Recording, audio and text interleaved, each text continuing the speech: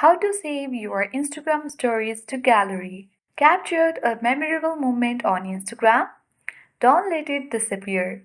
Learn how to save your favorite stories straight to your phone's gallery in just a few steps. Follow all this quick tutorial and keep those precious moments or memories forever.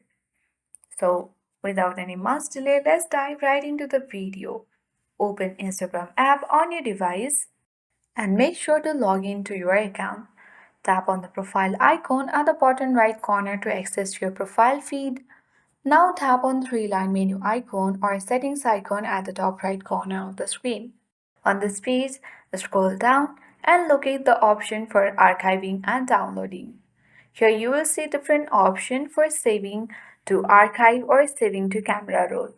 Just you have to locate the option to save story to gallery so that your stories will be automatically saved to your phone's gallery.